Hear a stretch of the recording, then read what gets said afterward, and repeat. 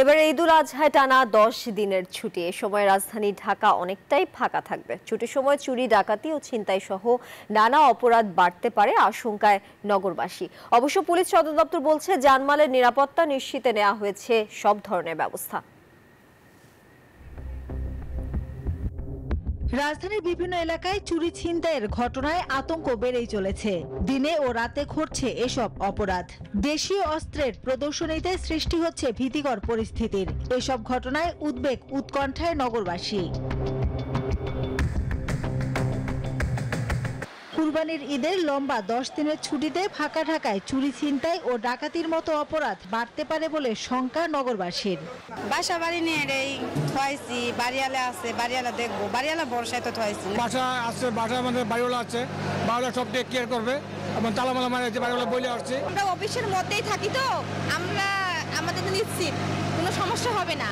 তবে সাম্প্রতিক সময় নানা ঘটনা এরই মধ্যে নজরে এসেছে পুলিশ সদর দফতরের। পাড়া মহল্লায় টহল বৃদ্ধি। বান্ডেল থাকলে প্রতি সেনমানিতে টাকা বাঁচবে। বিকাশ সেনমানি বান্ডেল কিনে জিতুন প্রতি লেনদেনে। এটিএম বুথ ও চেক পোস্টে নজরদারি বাড়ানোর পাশাপাশি সারা দেশে বিশেষ নিরাপত্তা ব্যবস্থা নিয়েছে তারা। আমাদের কন্ট্রোল রুম স্থাপন করা হয়েছে। যে সমস্ত এলাকাগুলোতে ব্যাংকের বুথ রয়েছে সেই জায়গাগুলোতে আমাদের নিরাপত্তা নজরদারিতে রয়েছে। পাশাপাশি আমাদের কিন্তু সাদা পোশাকেও কিন্তু প্রচুর পরিমাণে পুলিশ সদস্য এই ডিউটিতে নিয়োজিত থাকবে।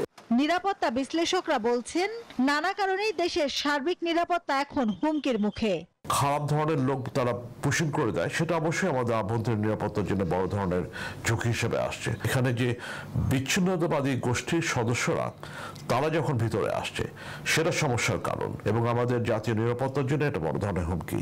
রাজধানীতে ছুটির সময় নিরাপত্তা নিশ্চিতে পুলিশ তদারকি বাড়ানোর পাশাপাশি সিসি ক্যামেরা নিশ্চিতের পরামর্শ দিচ্ছেন অপরাধ বিশ্লেষকরা। এছাড়া সার্বিক নিরাপত্তা ব্যবস্থা নিয়েছে সেনাবাহিনী।